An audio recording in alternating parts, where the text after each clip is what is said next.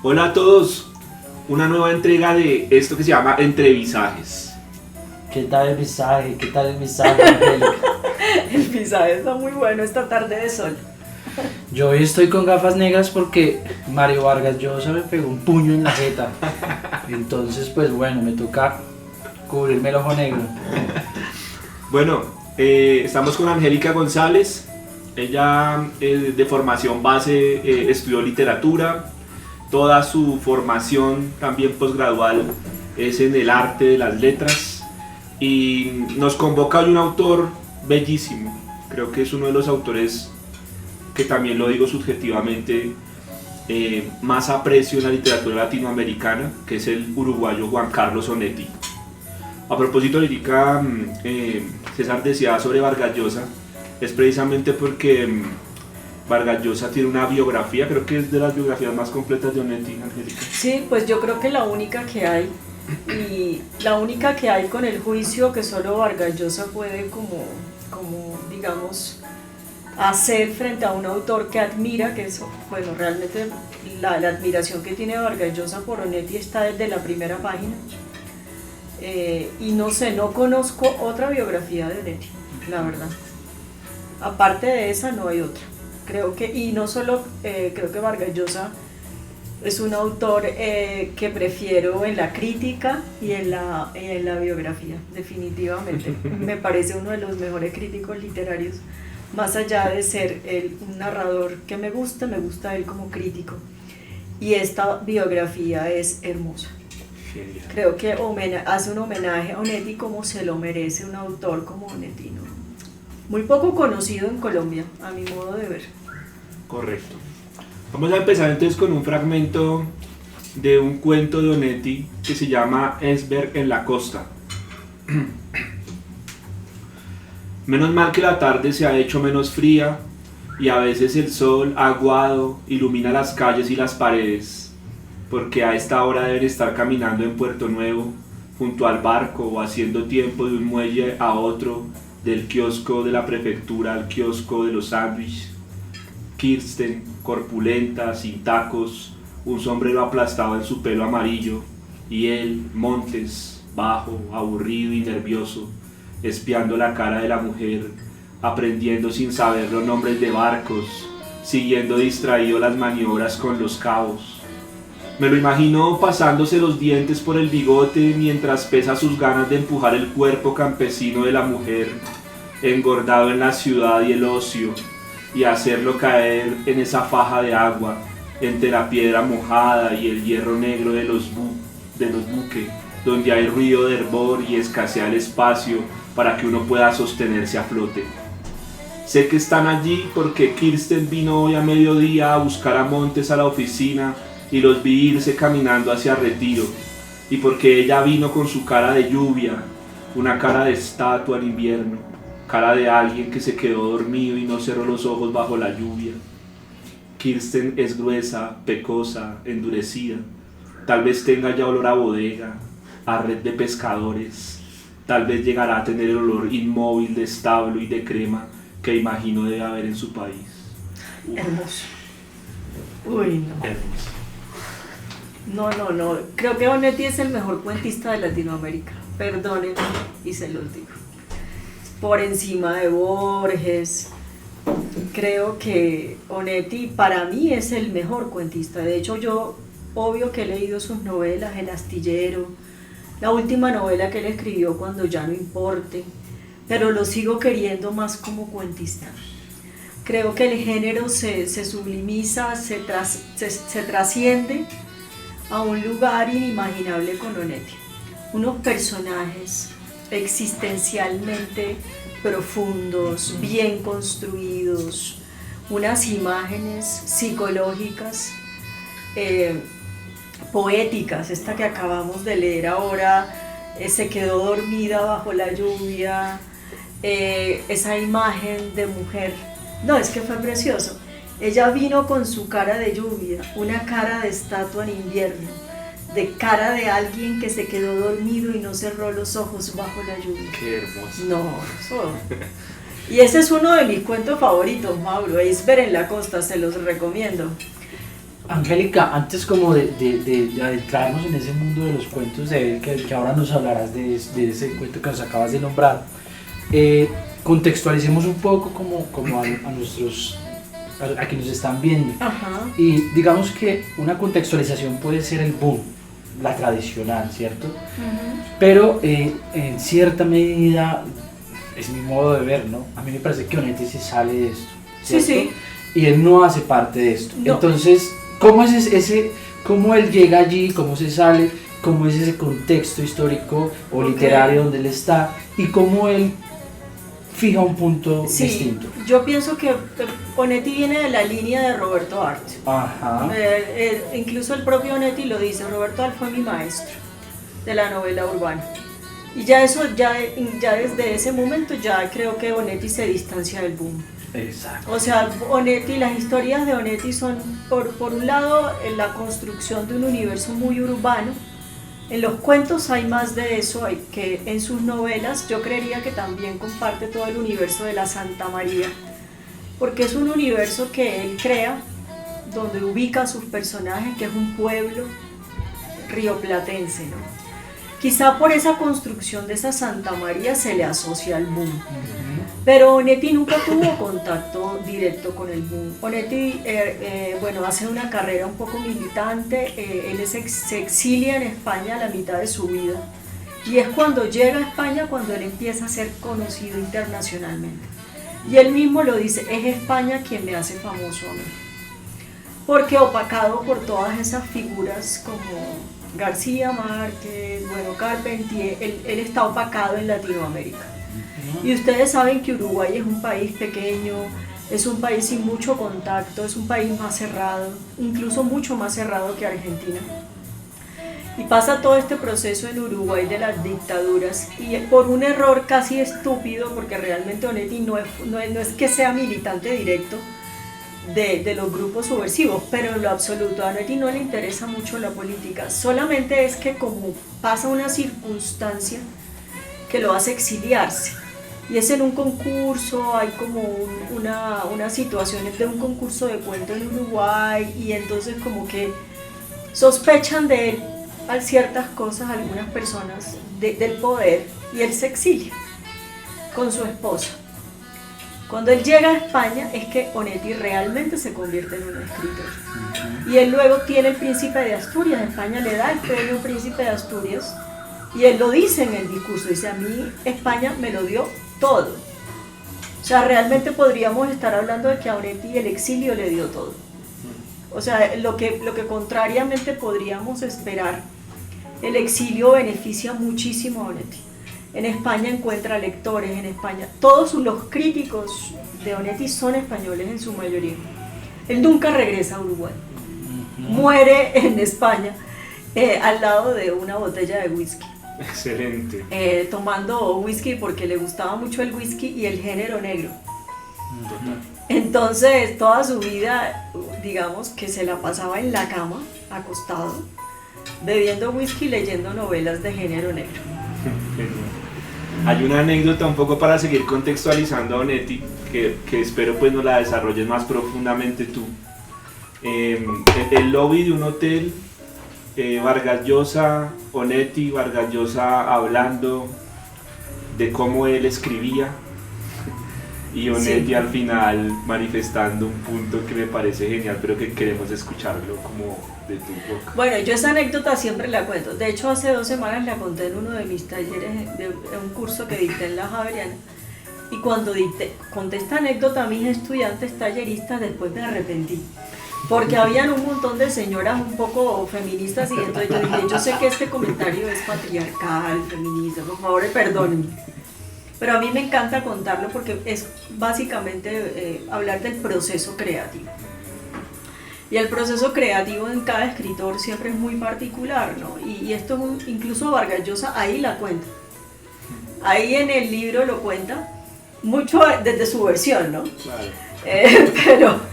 Pero están en un congreso de varios escritores del boom, están hablando en un lobby y entonces Vargas Llosa está contando cómo él escribe desde que se levanta con una rutina exacta de escritura, Vargas Llosa es un profesional de la escritura, ¿no? Y él lo deja saber en cómo rutiniza su proceso creativo, cómo su proceso creativo es una rutina, ¿no? Y Onetti está ahí viéndole y le dice, yo no sé cómo haces, porque si la escritura fuera para mí eso que tú haces, esa escritura como rutina, ni un día, ni una palabra. Así dice Onetti. Porque para ti la escritura es como una esposa. En cambio, para mí la escritura siempre será un amante. Oh, una cosa bellísima. Y quien sabe de amantes es Onetti, ¿no? Toda su vida tuvo muchas mujeres, ¿no? Tuvo 3 esposas. Pero tuvo un amante que es Idea Vilariño, que era una poeta muy, muy reconocida en Uruguay. Siempre fueron amantes y su esposa lo permitía. O sea, estamos hablando de relaciones poliamorosas bastante consensuadas en 1960. O sea, calcula. Entonces, básicamente Onetti seguía con su esposa y visitaba a Idea, que él decía que la amaba profundamente, pero que obviamente Idea nunca iba a poder ser su esposa. El comentario machista viene porque obviamente esa estructura amante-esposa son estructuras muy binarias que ya hoy en día pues están mandadas a recoger. Pero el proceso creativo realmente en Onetti era un proceso creativo desordenado, un proceso creativo bohemio, por decirlo de alguna manera, casi inconsciente, de manera muy espontánea, de manera muy fresca, ¿no? Onetti nunca fue un profesional de la literatura, pero escribió muchísimo. En cambio, pues Vargas Llosa está vivo y ganó el premio Nobel.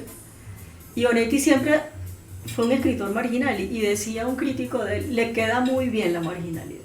Excelente. Angélica, digamos que entre las influencias de Onetti, digamos que uno podría decir que además de Roberto Ar, como acabas de nombrar, también podría uno encontrar a Faulkner y podría encontrar uno a Borges allí. Pero ¿cómo lo vemos en sus cuentos? Digamos ya entrando como mirarlo en sus cuentos, ¿cómo sería eso? A Roberto Ar yo lo veo mucho y creo que también está mucho en ese Roberto Ar del juguete rabioso, más bien. Esos personajes derruidos de la clase media. Sí. Esos personajes un poco patéticos, existenciales, que están ahí, por ejemplo, en un cuento muy bello que se llama El posible Balbi. Son cuentos de esos personajes vencidos. También está el astillero, está el famoso Larsen, que es un gran personaje que atraviesa sus novelas, sus cuentos.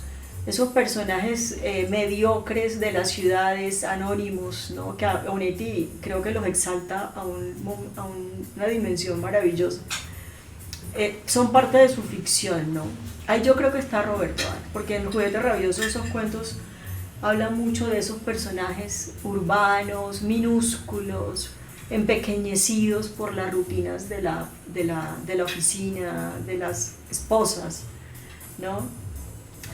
Y en Faulkner, siendo yo no conozco mucho a Faulkner, entonces no me atrevería más allá de decir que la Santa María, porque eso lo ha dicho mucho los críticos, no yo, han asociado a Onetti y a Faulkner por la construcción de ese universo, digamos, que Faulkner influencia también a García Márquez.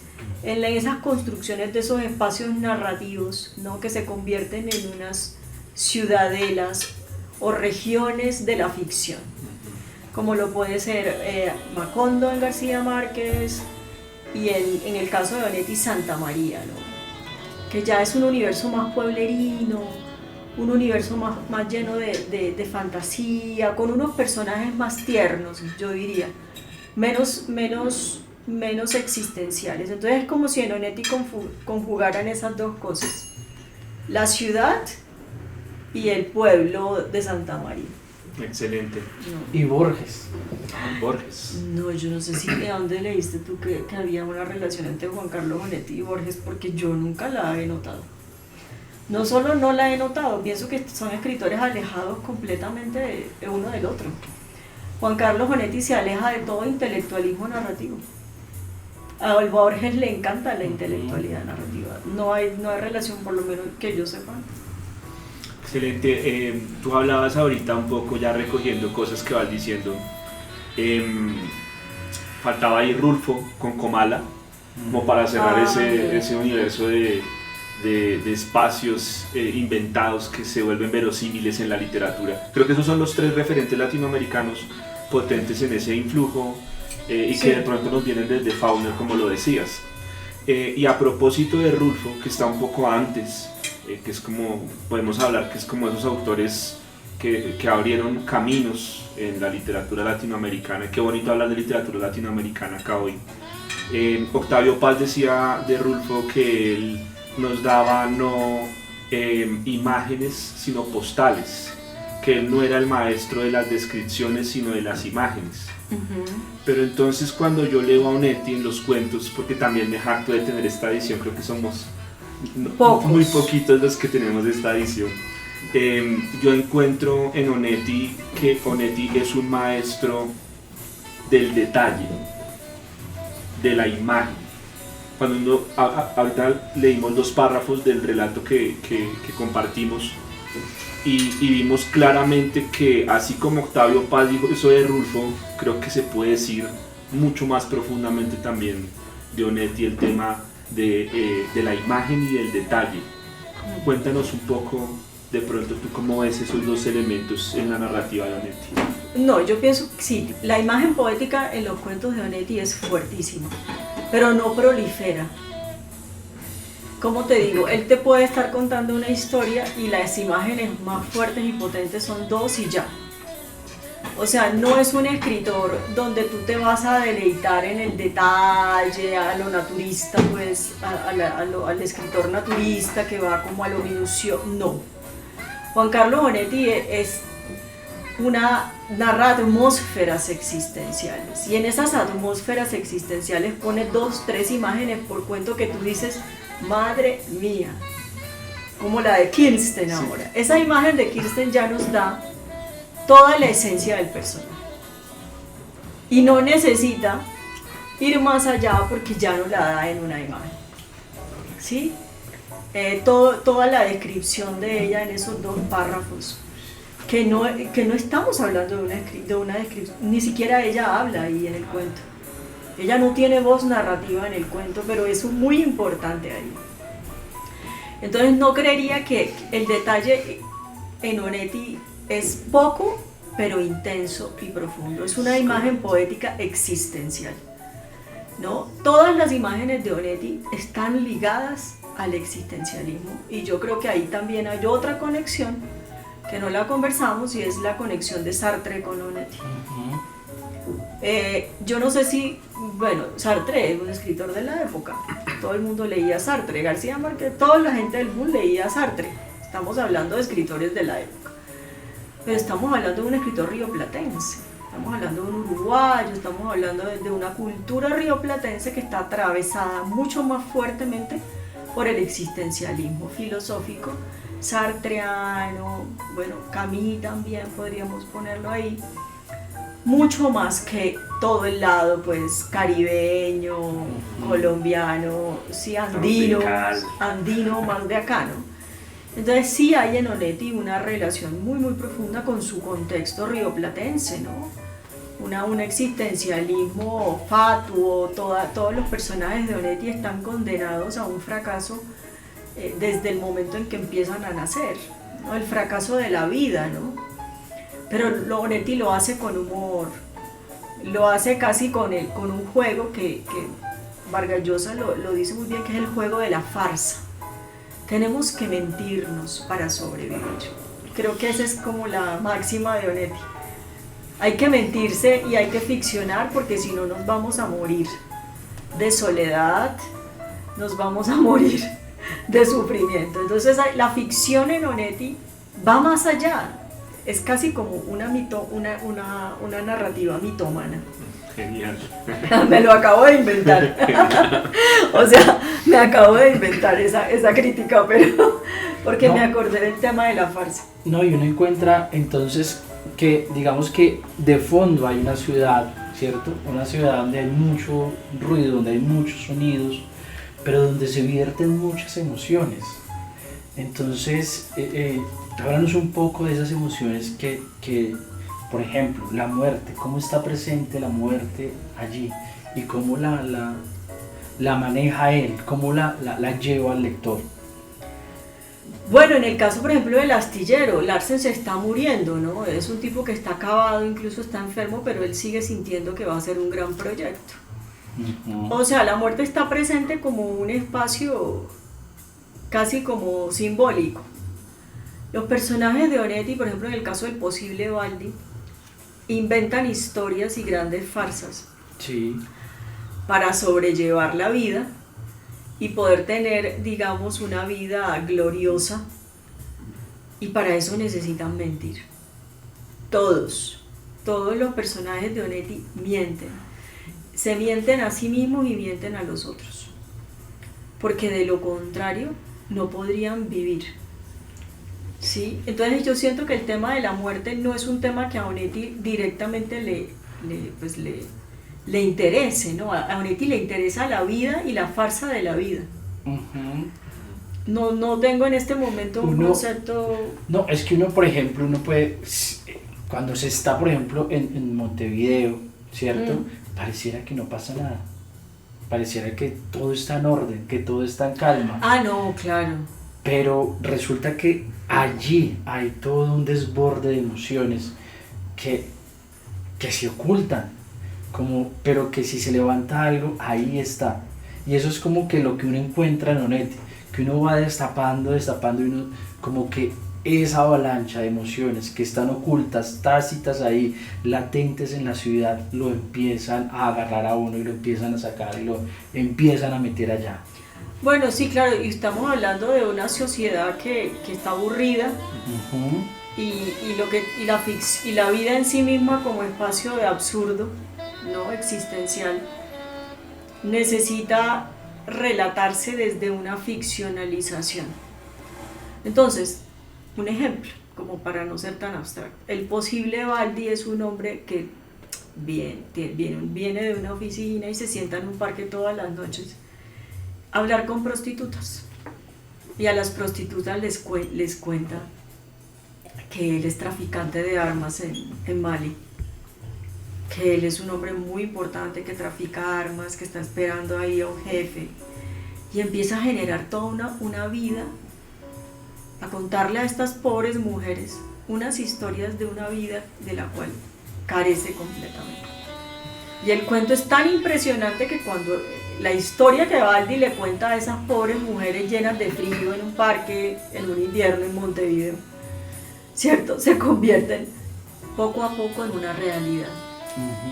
Poco a poco Baldi empieza a creer que esa es la realidad de él. Y hay un momento del cuento donde tú crees que Baldi es eso. No, es tremendamente bello cómo se destapa eso. Y luego, al final del cuento, vemos que Baldi va a visitar a su novia y la ve desde el portal de la casa. Sí, y ahí digamos que hago como... ¿Conoces ese cuento? No, ese no lo conozco, pero me haces pensar en Macrol el Gaviero, por ejemplo, en la obra de Álvaro Mutis. Ah, no, la conozco mucho. Pero allí lo que pasa es que Macrol, ¿sí?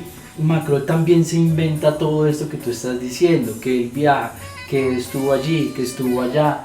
Es un gran viajero, ¿cierto? Y también pero Macrol es el personaje. El personaje que construye Álvaro Mutis.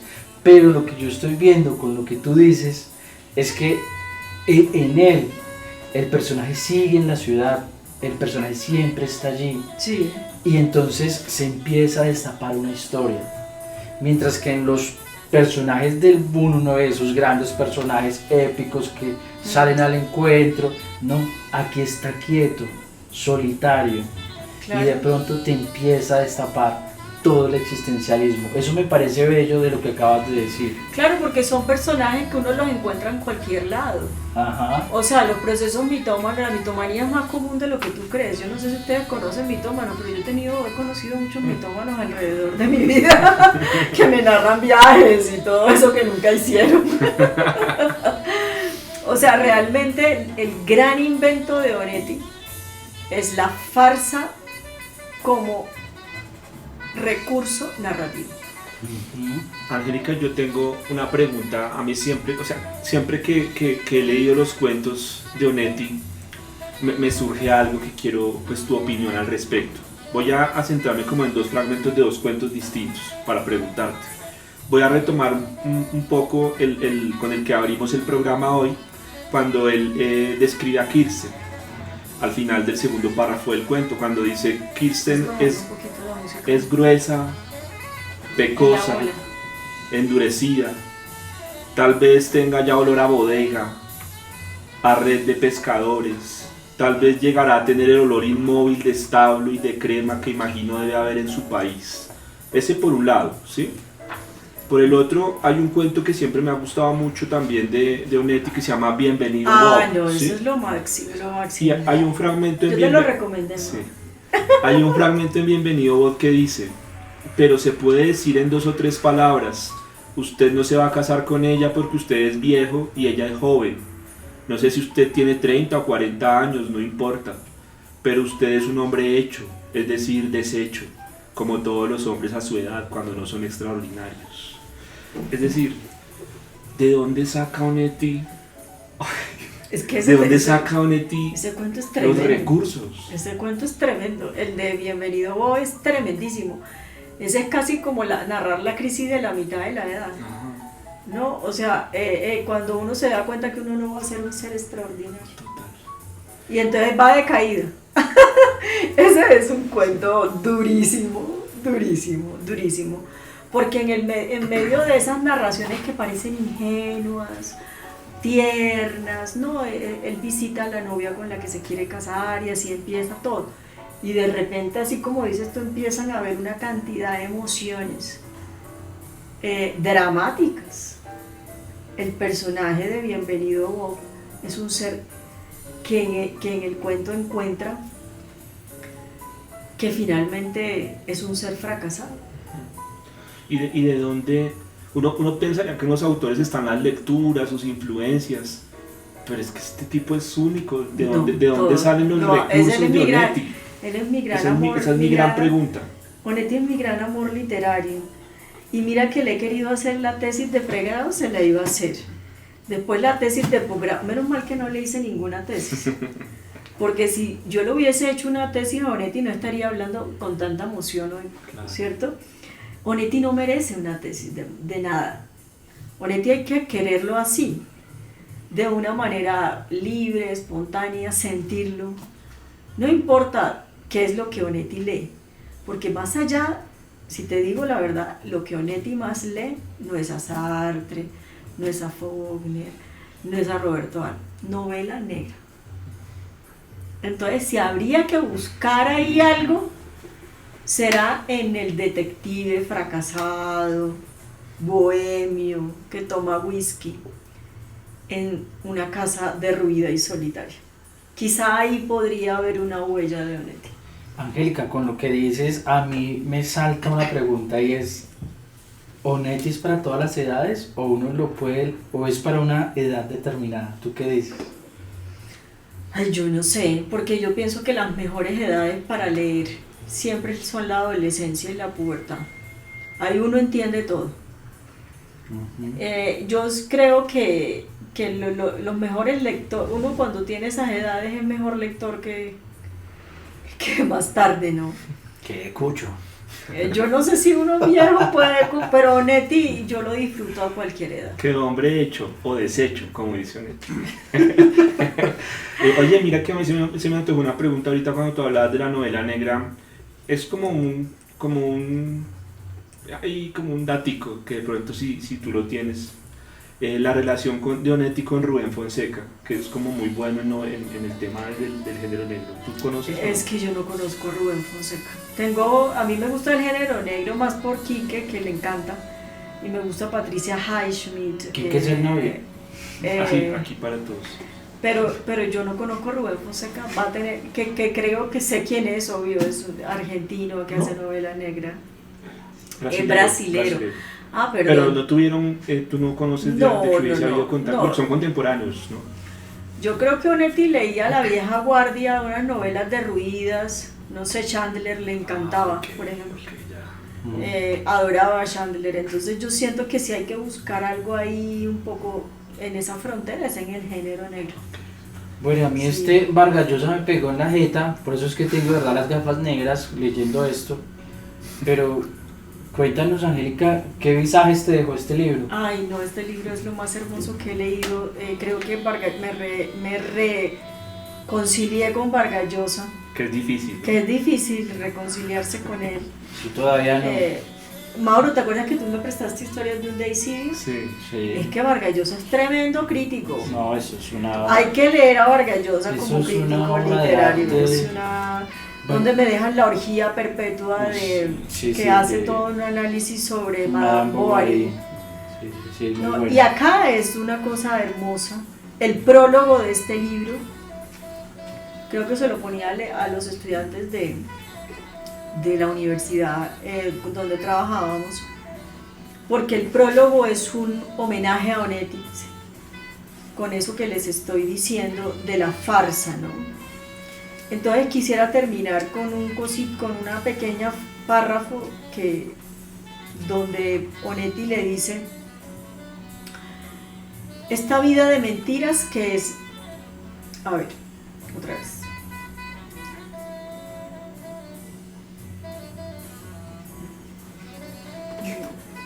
Quiero leerles una cosa bien linda. Búscala, tranquila. La ficción nos hizo inconformes y ambiciosos y nos dio un sentido trascendente a nuestra libertad, al hacer nacer en nosotros la voluntad de vivir de manera distinta a la que nuestra circunstancia nos obliga. Ahí tengo el ojo negro todavía, no les quiero mostrar todavía. Soñar nuestras vidas, soñar vidas distintas a las que tenemos, es una manera díscola de comportarse, una manera simbólica de mostrar insatisfacción con lo que somos y hacemos. Y por lo mismo significa introducir en nuestra existencia dos elementos sediciosos: el desasosiego y la ilusión. Ah, maravilloso. Tienes que conseguirte este libro, Mauro. La literatura como amante, no como esposa. Sí, y la ficción como el único recurso que tenemos para sobrellevar la vida. Ustedes que son escritores. Bueno, Angélica, es de verdad un gusto que nos hayas introducido en este gran autor que es Sí, qué rico Onetti. hablar de Onetti. Yo podría, ahorita nos quedamos hablando aquí un rato más Después de ahí Onetti. en el corte.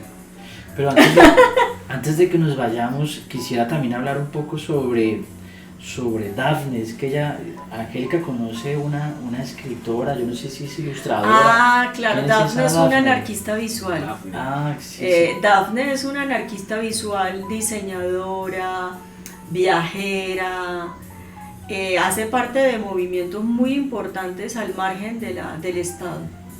Es una mujer muy, muy creativa, ¿no? Por ahí anda y me dicen que hay muchas personas que quieren conocerla. De hecho, nosotros estamos ahí como un datico adicional. Estamos haciendo investigaciones para traer aquí en una próxima entrega a un vocero de Dafne. Estamos ya siguiendo el rastro ahí y ya le tenemos la pista al sujeto. Ok, yo creo que Dafne puede hablarles mucho de los visajes de la literatura contemporánea. Excelente. Porque yo soy más clásica, yo me quedo con los clásicos. ¿Sí? Chicos, qué Gracias, rico Angélica. verlos. Angélica, Gracias. muchas gracias. De Qué verdad rico que sí, estar pasamos aquí muy rico. entre visajes. Entre visajes. Bueno, un visaje que te haya dejado Nete así, que te haya roto el corazón. Ay, ¿cómo así? No entiendo esa pregunta. Visaje. Un visaje, algo algo así. que- ¿Nunca te han hecho un visaje? Que es así como... Que te haya dejado rota, Onetti, que te haya botado al suelo. tú Es que digas, Onetti es mi gran amor. Yo siento que me hubiera encantado ser amante de Onetti. Me parece ya, que es con un, eso. Con que eso. es Ese es el un visaje, hombre- mamá. es un hombre feo físicamente, ¿cierto? Pero creo que me hubiera encantado ser Idea Vilariño, ¿no? Para ser amante de Onetti. Me encanta. Excelente. Ese era el visaje que pedíamos, Angélica. Gracias. Nos vemos en otra entrega. Chao, chao.